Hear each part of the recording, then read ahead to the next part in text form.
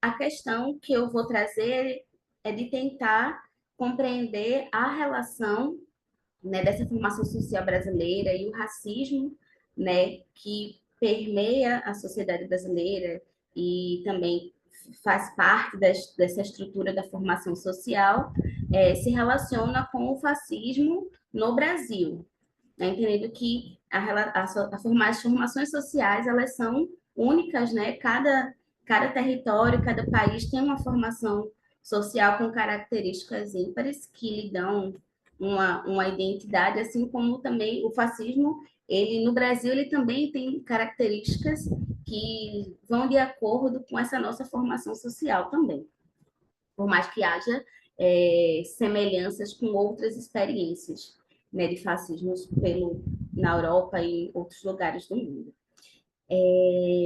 Então, então de início, né, é pensar que o racismo ele se constitui enquanto um elemento que estrutura a sociedade brasileira, que é um elemento central para a formação social brasileira, do mesmo modo que o fascismo e que estrutura a nossa sociedade capitalista brasileira, né? Ele se molda ao capitalismo para permanecer explorando e oprimindo a classe trabalhadora. Da mesma forma que o fascismo ele se apresenta como essa face mais extrema do capitalismo na radicalização do seu programa neoliberal. E aí eu vou só retomar uma questão, porque eu já ouvi dois módulos sobre fascismo especificamente, né, que deve ter sido maravilhoso, com Boito e tal, que o desafio desse momento, eu acredito que é a gente entender isso, né, como é que esses sistemas, eles se retroalimentam e como é que eles se potencializam, se retroalimentam e se potencializam, na verdade, né? Como é que o capitalismo e o fascismo, que é a sua face mais extrema, se utiliza do racismo para potencializar um processo de opressão e de exploração, né? No seu programa mais radical, no seu programa neoliberal, né? De cerceamentos, de violências, de falta de perca de direitos. E aí eu vou retomar só uma ideia que um dos textos que eu indiquei trazem, que é desses três elementos centrais de caracterização do fascismo ontem hoje.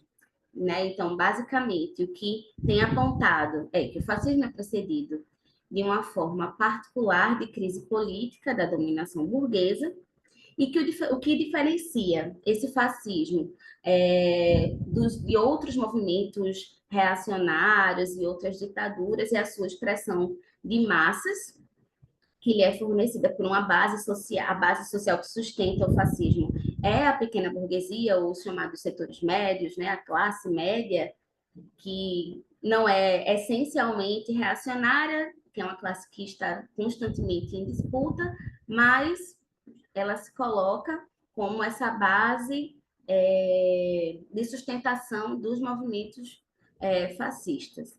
E o terceiro elemento é que o fascismo serve aos interesses do grande capital monopolista. E por isso que eu coloquei inicialmente que o fascismo ele é a face mais extrema do capitalismo na radicalização do seu programa neoliberal. Porque quando a gente lembra de fascismo, a gente lembra geralmente, né? Assim, geralmente a gente lembra apenas da violência fascista contra grupos específicos, né? Do ódio a determinados grupos étnicos, a determinados grupos raciais, sexualidades, enfim, mas que o fascismo ele também é um projeto político-econômico, né? E ele está extremamente aliado ao capitalismo e a sua face mais extrema. E aí, como eu falei, né, a base de sustentação desses movimentos fascistas ao longo da história foram a pequena burguesia, né, a classe média, os setores médios, que são setores que estão constantemente em disputa, e o grande capital ele é justamente esse elemento que organiza o movimento fascista, porque ele necessita né, da perca de direitos da classe trabalhadora para aumentar as taxas de lucro da burguesia. E geralmente esses movimentos eles surgem em processos de crises políticas, quando há também um processo de grandes percas, né, das lutas dos trabalhadores e das trabalhadoras.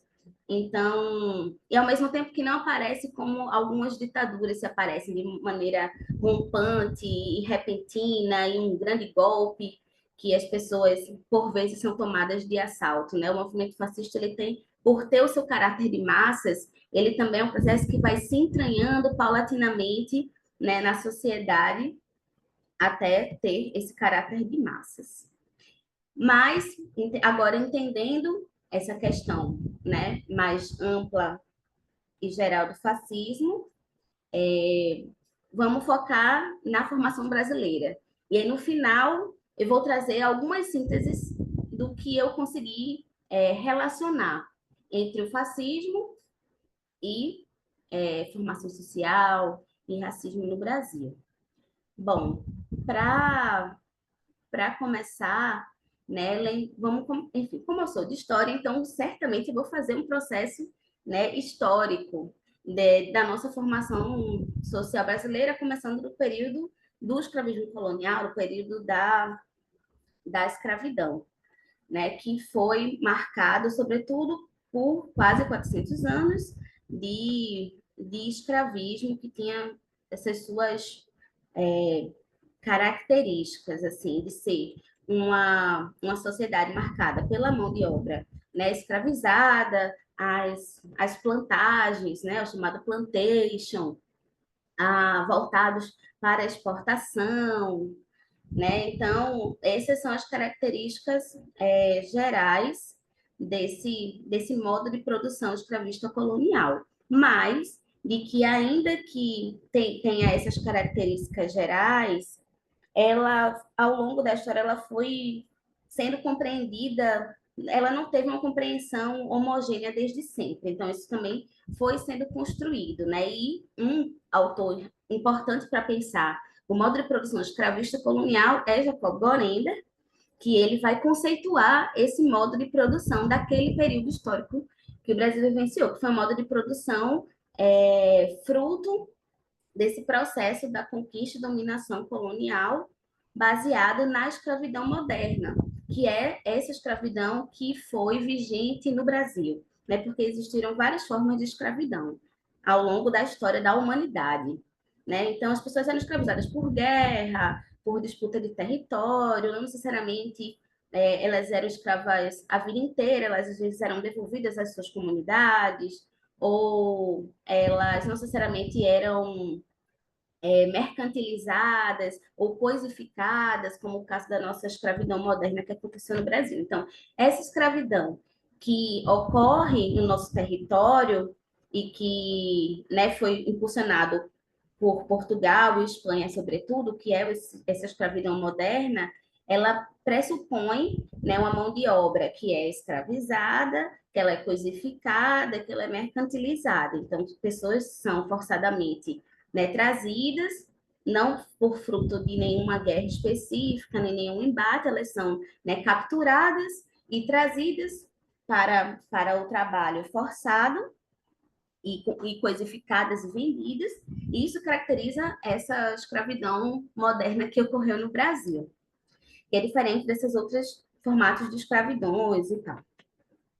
E aí, o escravismo, essa conceituação, né, de escravismo colonial, que Jacob Gorender coloca, ela é muito importante, porque ela dá um salto de qualidade na nossa compreensão historiográfica que se tinha no Brasil sobre esse período, pois alguns autores, inclusive Caio Prado, né, ele fazia uma análise de que no Brasil existia um tipo embrionário de capitalismo, ou que isso, na verdade, era nós vivíamos um período de produção, modo de produção feudal no país, e que era, na verdade, um formato, enfim, um modo de produção que foi vigente em uma parcela da Europa, nem foi na Europa inteira, e que as pessoas traziam essa mesma ideia e colocavam automaticamente para o contexto brasileiro, sem compreender as particularidades dessa nossa formação social, né, de como se conformou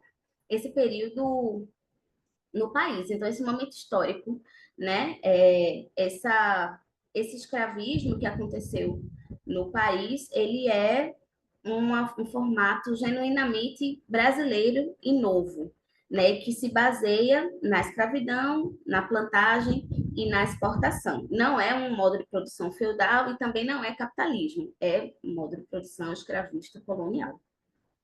E aí, o que, depois da gente passar por esse longo processo, né, esses quase 400 anos de escravidão, que marca profundamente a sociedade brasileira, que veio a se tornar, né, a sociedade brasileira, o povo brasileiro, a gente passa por processos extremamente importantes no final do século XIX, né, que tem a abolição oficial da escravidão, em 88, tem a proclamação da República em 89 e a primeira Constituição em 91.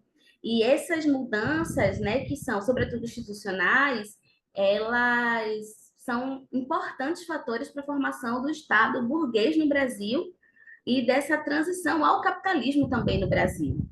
Então, são movimentos que, apesar de serem institucionais, eles provocam também mudanças estruturais na sociedade brasileira, com a conformação de uma nova classe trabalhadora no país. E é sobre esse processo de transição e conformação da classe trabalhadora brasileira que forja, né, esse nosso povo brasileiro e faz parte dessa formação social que eu vou me debruçar mais agora. E aí é importante lembrar, né, que antes mesmo do processo da escravidão, isso inclusive é colocado por Badaró em vários estudos. Badaró também vai dar um módulo, né, Marcelo Badaró, que é um historiador que é uma grande referência da história social do trabalho,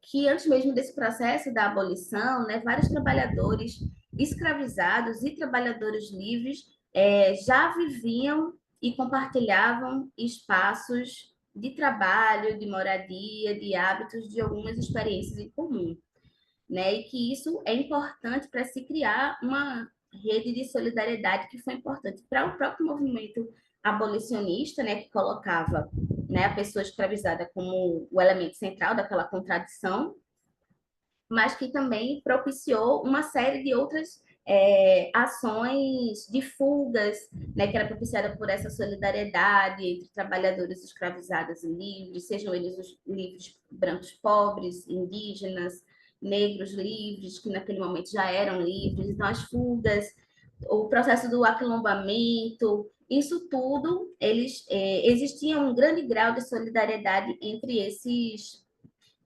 trabalhadores. E essa luta pela liberdade foi importante porque criou grupos associativos. O associativismo negro, que também tem vários estudos sobre isso, ele foi muito importante para o movimento abolicionista, né? Inicialmente, as pessoas negras, elas não poderiam criar associações, porque elas eram escravizadas, mas elas estavam ali sempre e de alguma maneira pensando possibilidades de burlar esse escravismo colonial, burlar essa condição, né, de escravizado, seja pelas chuvas, pelas rebeliões, seja, né, o clipe de Emicida no início, né, na mística inicial, traz faz uma relação com isso, né? As rebeliões, a revolta, né? Do a favela ainda senzala, João, como fala Emicida na música. Então, essas rebeliões, essas fugas foram necessárias para o movimento abolicionista se consolidar e também para criar, para haver razão de ser e de existir. E aí existem associações negras, existiam irmandades negras também, que foram importantes nesse período da escravidão e também pós-abolição. No pós-abolição surgem muitos clubes negros e outras experiências que são espaços coletivos de sociabilidade das pessoas negras para elas se verem, se reconhecerem enquanto cidadãos, naquele momento do pós-abolição, né? Que eram supostamente. E aí, nesse processo da experiência da formação dessa classe trabalhadora negra brasileira, essa consciência de classe, essa consciência de raça, elas se cruzam a todo momento, porque elas estão andando em conjunto em vários momentos importantes de luta. Né? Então, elas se cruzam, sobretudo, nas experiências de luta.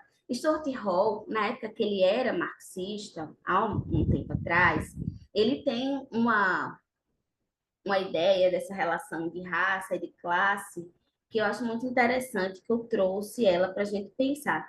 Que ele coloca que a raça ela é a maneira como a classe é vivida, na mesma medida que negros da classe trabalhadora desenvolvem a sua consciência da luta de classes através da raça. Então, é pensar que uma coisa ela retroalimenta a outra. A consciência de classe e raça ela se dá nessa dialética da ação, da prática é, da luta.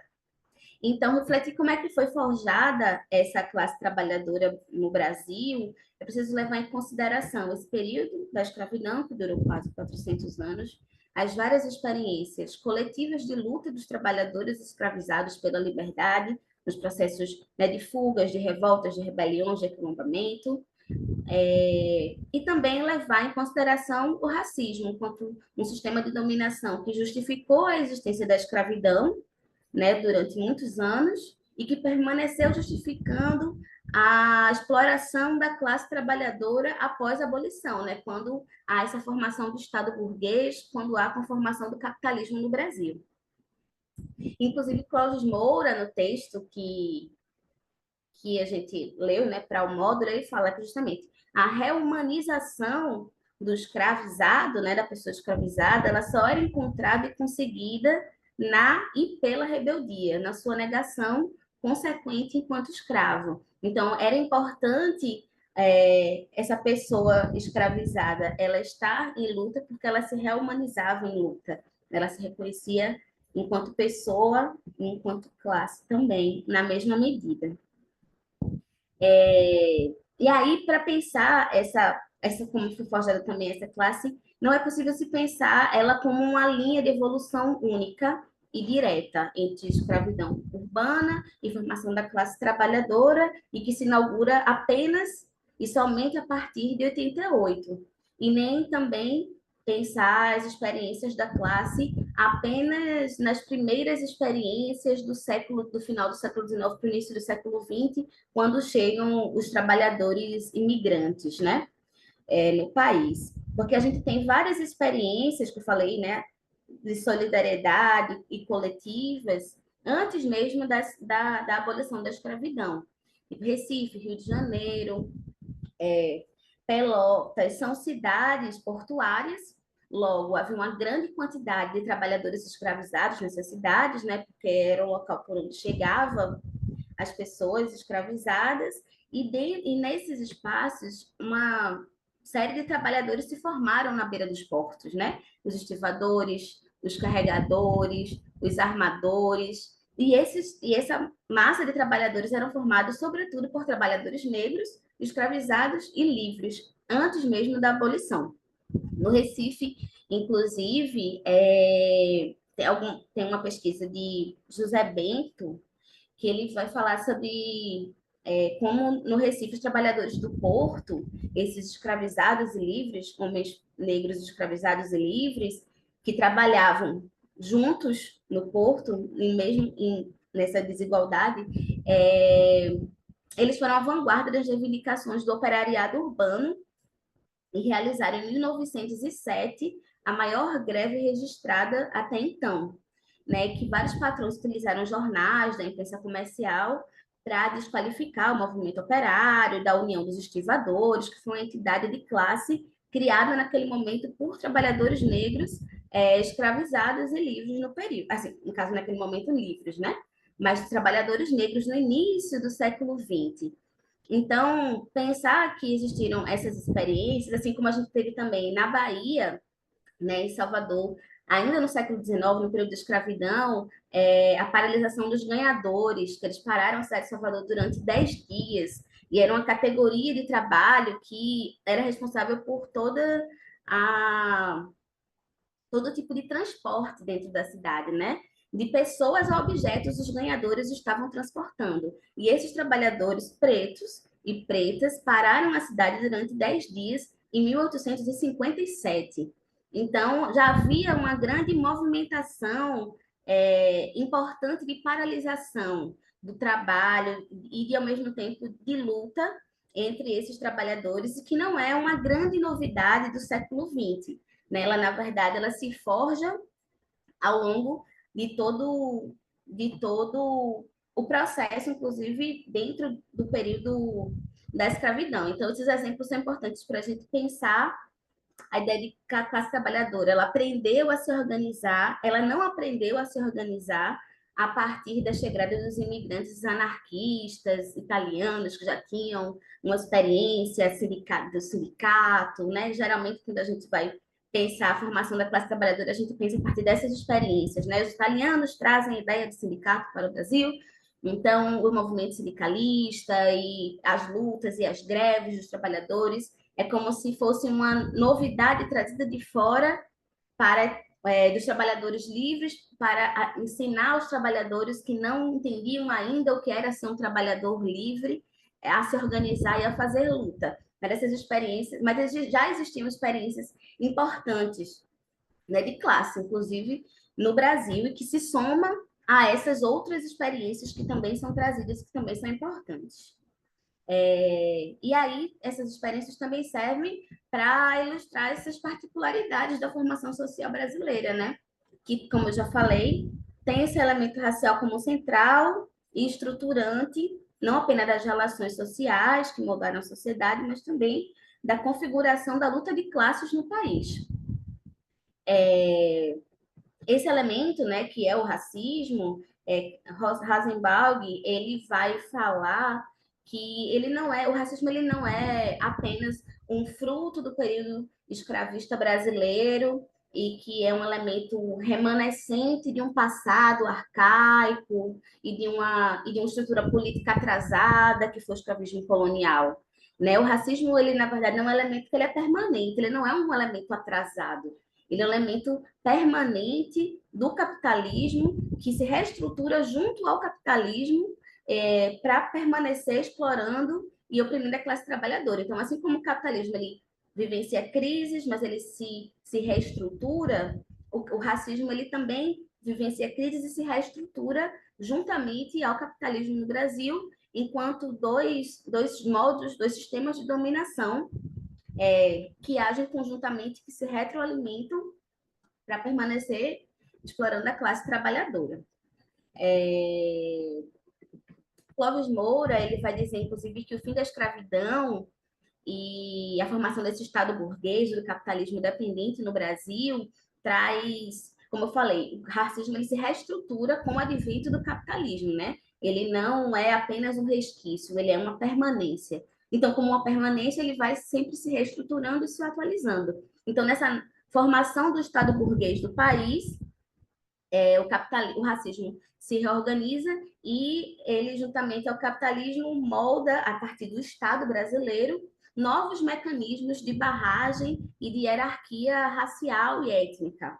E quais foram, né, quais são os exemplos que Clóvis Moura dá desses novos mecanismos que precisam existir para hierarquizar os povos, as raças e as classes para permanecer havendo uma exploração? Inicialmente, é quando a gente tem a nossa Constituição e todas as pessoas são colocadas como iguais perante a lei. Então, né, se somos todos, a partir de 1891, iguais perante a lei, tudo aquilo, toda a falta de estrutura da classe trabalhadora, né, sobretudo da população negra, né, falta de estudo, a falta de moradia, a falta de comida, tudo isso acaba virando uma culpa estritamente pessoal. Então, se você não consegue né, ter uma boa moradia, se você não consegue estudar, se você não consegue um bom emprego, se você não consegue se alimentar bem, a culpa é sua, porque afinal de contas, nesse momento, somos todos iguais perante a lei.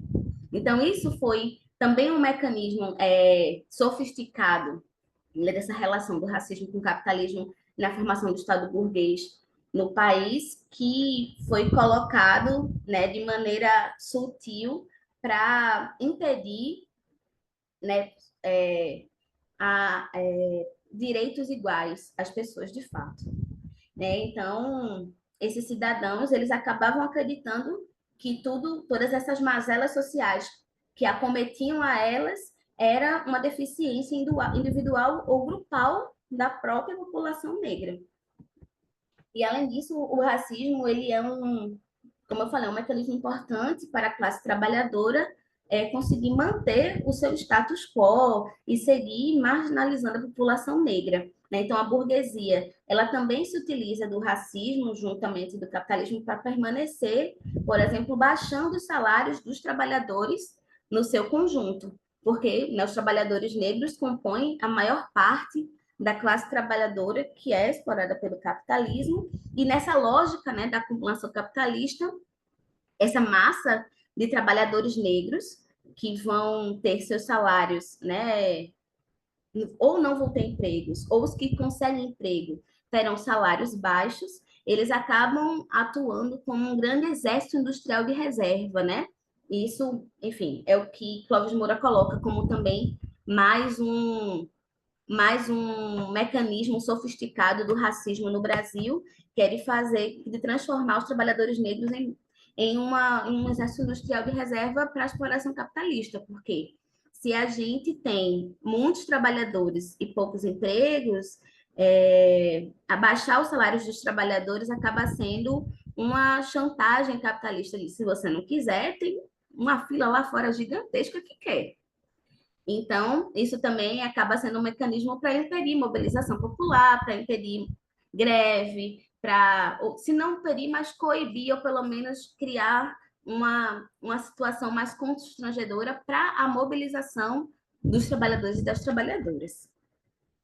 É, um outro, um outro mecanismo, né, também de barragem e de manipulação da classe trabalhadora negra, sobretudo o que acontece no Brasil, é o que. Eita, perdi aqui. Meu Deus, cadê? Ah, aqui. Não, não é aqui. Achei. Pronto. É de pensar que, no contexto latino-americano, não só no Brasil, mas sobretudo no Brasil, houve uma importante ideologia do branqueamento, né? Que foi esse mecanismo de subordinação de pessoas negras e indígenas, pois era colocado uma ideia de que existia um ideal a ser alcançado, e esse ideal, ele era um ideal branco. Então, por isso que a gente tem esses eugenismos, né? O higienismo e o eugenismo social no início do século XX, um processo de embranquecimento da sociedade brasileira para que ela, enfim, possa ser uma sociedade desenvolvida, muito baseada no racismo científico, que, enfim, que inicia com toda a força no final do século XIX. E essa perspectiva, né, dessa ideologia do branqueamento das pessoas individualmente, mas da sociedade também como um todo, que é reforçada por uma ideia de mestiçagem, mas que é uma mestiçagem que vislumbra o embranquecimento necessariamente, é um caminho para o embranquecimento da população, é um importante mecanismo de subordinação. Essa ideologia que foi encampada pela elite brasileira, ela busca uma identidade nacional de um povo brasileiro necessariamente branco. Então, essa ideia, né, da mestiçagem que vislumbra o embranquecimento, ela, ela aliena também o povo brasileiro de sua identidade étnica racial. Isso também Clóvis Moura coloca bastante, de como o que se tornou, né, a democracia, o mito da democracia racial, ele foi colocado justamente para amenizar os conflitos raciais da sociedade brasileira. Assim, não existe racismo no Brasil, portanto, não existe conflito racial no país. Não temos para que pensar sobre isso, né? E essa ideia, ela foi reforçada pelas elites, sobretudo pela ditadura militar brasileira, né? As campanhas da ditadura, elas traziam muito fortemente essa ideia de democracia racial. O país não é um país, o Brasil não é um país racista, o Brasil vive uma democracia, portanto, não precisamos falar sobre esse assunto, né? Então, frustrando todo esse processo é que, inclusive, o movimento negro que surge no final da década de 70, né?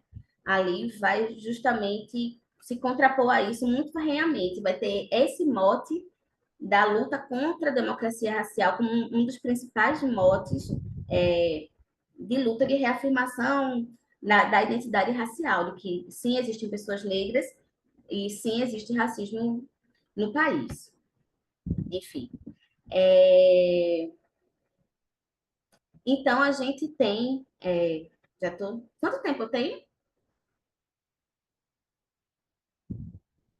Pela contagem aqui, meia hora ainda. Ah, ok. Então, mas eu já estou fechando. A minha fala Não, chegou. não tem problema. Tá. Pensando agora em sínteses, né? Depois de tudo isso que foi colocado, todas essas questões que foram colocadas, chama-se social brasileira, racismo, o que a caracteriza, o fascismo, o que também caracteriza esse fascismo, o seu caráter de massas, a sua base social na, na pequena burguesia, e também que o fascismo ele é uma expressão, né, mais extrema, a face mais extrema do capitalismo, né, na sua radicalização de, de um programa neoliberal, é de pensar de como o fascismo no Brasil ele precisa ser pensado partindo também desse chão onde a gente pisa, né? Não apenas trazer exemplos externos e aplicá-lo tal qual lá fora aconteceu, aqui precisa acontecer dessa mesma maneira, né? A gente aprende que é preciso compreender as particularidades das formações social, as particularidades da formação social brasileira, para que a gente consiga, inclusive, analisar a correlação de forças, analisar como é que as coisas têm se conformado, como é que a direita, como é que a esquerda, como é que o fascismo, como é que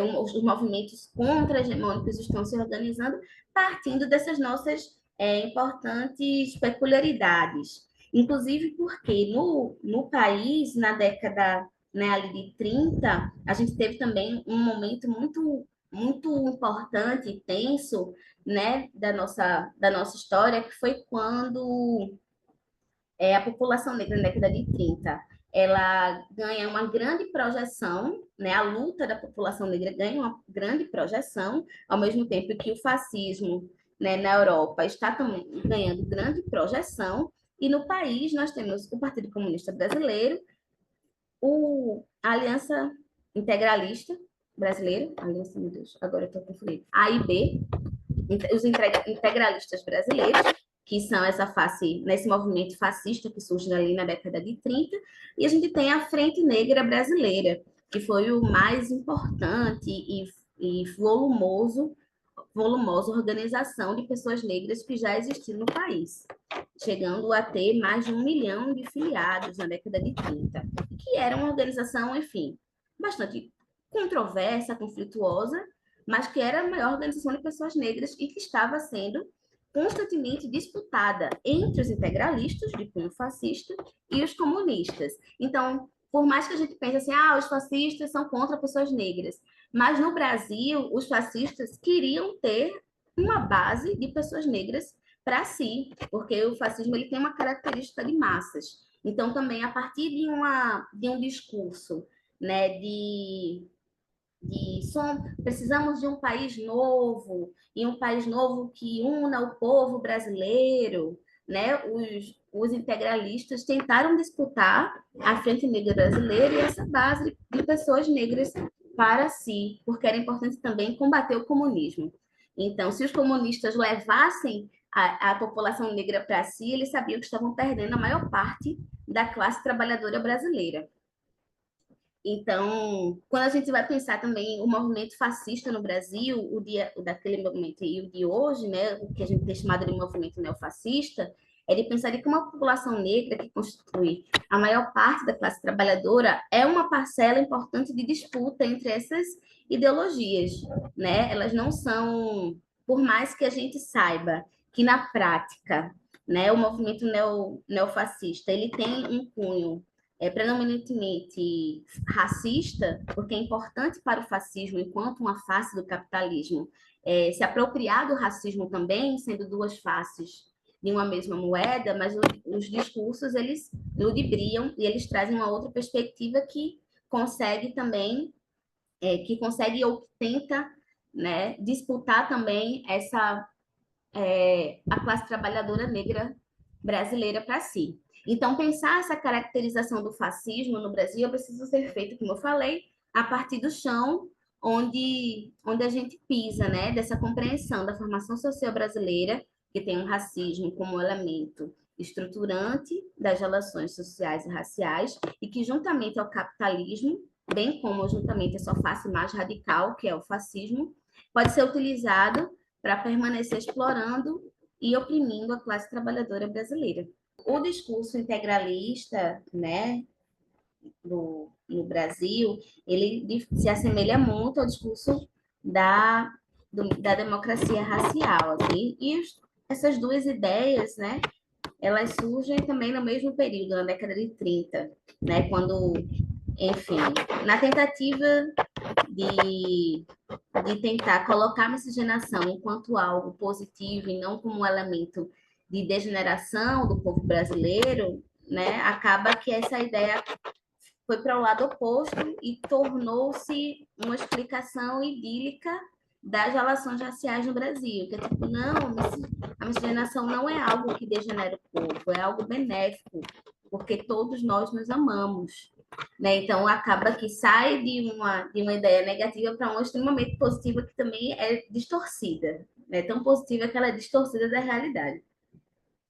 Então, o discurso integralista, ele, sobretudo, vai beber numa valorização, né, do tupi, dos povos indígenas, né, enquanto esse povo originário que conforma, né, a base do povo brasileiro, na valorização desse encontro das três raças que conformam o nosso povo, que nós somos, na verdade, um povo único e uma raça só, que é a raça brasileira. Mas, apesar de trazer esse discurso de harmonização racial, né, também fala, bom, todas as raças elas são importantes para o Brasil. Precisamos juntos construir um Brasil novo, por mais que a raça branca ela seja mais importante, né? Então tem ali um asteriscozinho no final que nem sempre ela é colocada, porque não é interessante colocá-lo sempre. Né? E também há uma crítica de alguns líderes do integralismo ao, ao conteúdo racista do fascismo na Itália, do nazismo, na Alemanha. Alguns dizem que esse tipo de perseguição racial não nos interessa. Não é interessante porque ele é muito violento. E aqui no Brasil, nós não temos relações violentas raciais. Então, não faz sentido a gente trazer da Itália e da Alemanha uma perseguição às pessoas negras ou qualquer outra perseguição. Apesar dos integralistas serem bastante. Eles eram muito contra judeus e japoneses.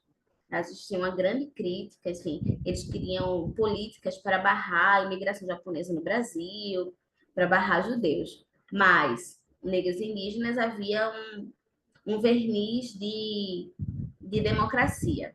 E justamente para cooptar esses grupos, né, que era sabido, conformavam, enfim, a maior parte da classe trabalhadora brasileira e era importante. Sobre a imprensa negra nesse período.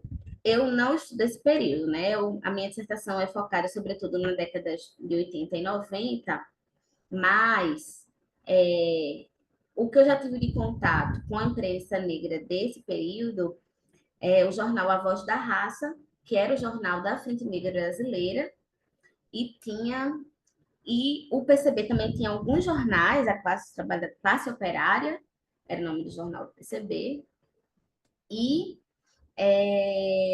os integralistas também tinham um jornal. Então, a imprensa, não somente a imprensa negra, né, mas assim, a imprensa era muito forte nesse período nas disputas também.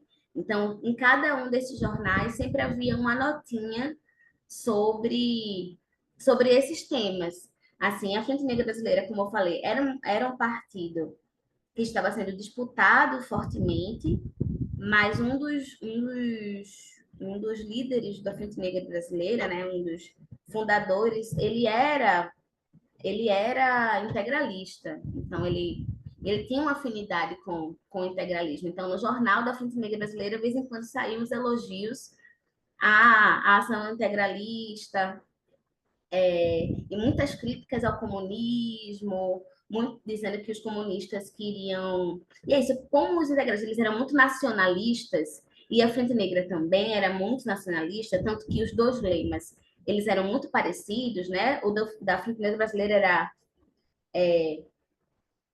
pátria, raça, Deus, pátria, raça e família. E aí, dos integralistas era Deus, pátria e família, né? Você não tinha raça. Então, havia ali umas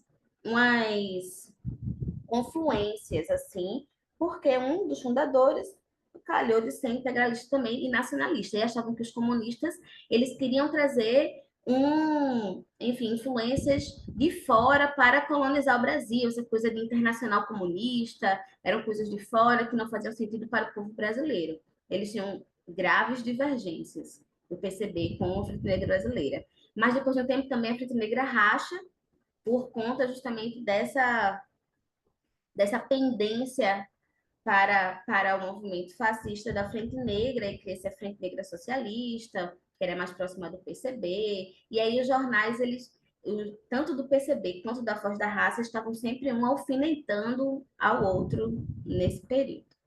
É isso que eu sei.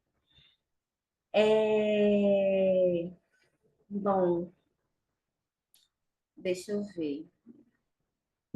Como é neofascismo e racismo hoje, né? Como é que essas coisas elas se apresentam assim? O movimento neofascista ele vai se apresentar dentro do âmbito da política e da economia a partir de diversas enfim, vamos lembrar, governo Bolsonaro, né? O que que a gente teve? A gente teve uma grande política de recessão no país. Então, é uma política que ela, necessariamente, ela vai afetar a classe trabalhadora, sobretudo a classe trabalhadora negra, assim, na negação dos direitos, né? Quem perde com os direitos é a classe trabalhadora no geral, mas essa classe trabalhadora, nós sabemos que ela é majoritariamente negra. Então, reforma da Previdência, todas aquelas reformas que tiraram direitos da classe trabalhadora, elas têm necessariamente um cunho racista, porque elas atingem, sobretudo, a população negra que compõe a classe trabalhadora brasileira. Fora isso, fora essas políticas, né, todas essas reformas que nos tiraram, a reforma trabalhista, enfim, que nos tiraram diversos direitos historicamente conquistados, existem as chamadas pautas morais, né, que elas têm uma base muito concreta, elas não são só morais, mas elas reverberam muito concretamente na vida das pessoas negras e das pessoas trabalhadoras, mas também são muito colocadas como pautas morais, que é, por exemplo, a guerra às drogas. Né? A guerra às drogas é, sobretudo, uma política de encarceramento de massa da população negra, de perseguição, de chacina, né? de assassinato de pessoas negras. Né? E que tem uma justificativa moral de que droga faz mal, precisamos matar quem usa droga, quem trafica e tal. Mas, né, olhando só para a ponta olhando só para a consequência, sem olhar para o que vem antes, o que estrutura toda essa relação do tráfico, né? E de como o tráfico, inclusive, ele é útil para o capitalismo também, né? Para a burguesia que está aí ganhando, lucrando com o assassinato de pessoas negras nas periferias dos centros urbanos, sobretudo. Assim como as políticas contra métodos contraceptivos, né? Contra o aborto, todas essas questões, elas são ditas morais, mas a, a ilegalidade do aborto está matando mulheres negras, sobretudo, todos os dias, né? Então, ser contra essas pautas que acabam abalando, né, valores, sobretudo cristãos, que estão arraigados na sociedade brasileira, é uma forma de disputar a classe trabalhadora, que é muito cristã em sua formação e que se coloca também, é isso mesmo, né? Um feto é uma vida, quem faz aborto é assassina, quem usa droga tem que morrer, ou tem que ser, é, tem que ser, meu Deus, espancado, para depois ser preso, e a prisão não tem que ter nada, tem que passar fome lá dentro, e tem que ser humilhado. Então, são questões que são muito sutis, mas que são muito concretas e que atingem, né, de forma muito concreta a classe trabalhadora. Então, o neofascismo se utiliza desses discursos, dessas políticas mais macro, que aparentemente não são racistas, mas que na prática são, e também dessas pautas e ditas morais que acabam disputando também a consciência da classe trabalhadora, assim, que, como eu falei, tem esses valores arraigados, assim, sobretudo é isso, o avanço enfim, das igrejas evangélicas no Brasil, que é a religião mais negra do país, né, contraditoriamente ou não, não sei, mas de que as religiões evangélicas elas também cumprem um papel de disputar ideologicamente, né, a classe trabalhadora para um projeto e que uma boa parte, não todas as igrejas, não todas as congregações, enfim, estão aliadas à direita e a essa ideia neofascista, mas que muitas elas se aliam sim a essa perspectiva e que, né, reforçam essas ideias dessas questões ditas morais. Como chamar a classe trabalhadora para a revolução e convencê-la que o comunismo é melhor que o fascismo? Essa é a pergunta de milhões. Eu também queria saber. Acho que historicamente, assim, desde que há essa disputa, né, existe uma tentativa de convencimento, mas existe também a luta de classes, existe como é que a gente chama? A gente saber quem está mais forte, existem correlações de forças que nem sempre são favoráveis, né, também à esquerda, fazer essa disputa quando a direita ela tem a máquina nas mãos também para poder colocar o seu projeto mais fortemente nessa disputa, o processo de coerção da direita, ele é realmente voraz. Então, historicamente, desde que a esquerda e a direita estão em disputa, é uma grande questão saber como é que a gente convence a classe trabalhadora para a revolução.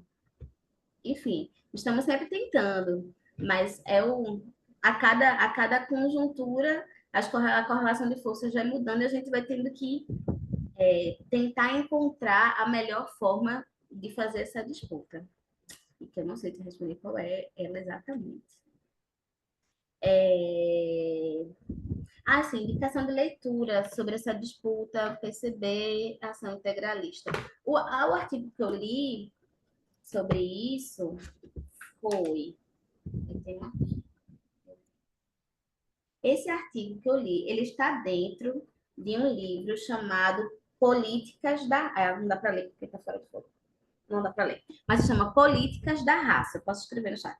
Políticas da Raça é o nome do livro. É um livro de Flávio Gomes e Petrônio Domingues, são dois historiadores. Aí o artigo se chama Com a Licença da Política. Não, nessa não. É o outro. É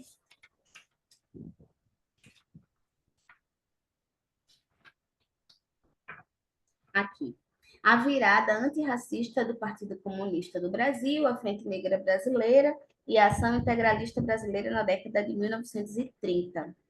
Eu posso colocar aqui no chat depois, de Jéssica Graham.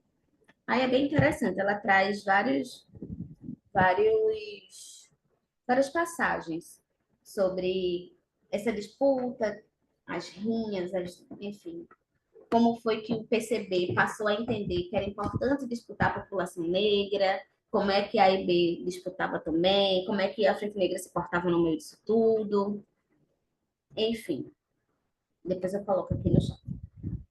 Ah, disputar a base do exército que é formada por pessoas negras. Isso eu acho que também é um grande desafio da esquerda voltar a disputar o exército, né? Há um tempo atrás, enfim, nesse período da década de 30, sobretudo, havia uma forte base de esquerda dentro do exército. Existia um jornal, nesse artigo eu até falo, um jornal comunista dentro do exército, dos soldados do exército, eles tinham um jornal da ala comunista dentro do exército e que eles declaravam apoio, né, ao PCB e falavam da importância da luta antirracista naquele período, enfim. E que foi um momento realmente até estranho, às vezes, hoje em dia, a gente pensar que dentro do exército existia uma ala comunista, né?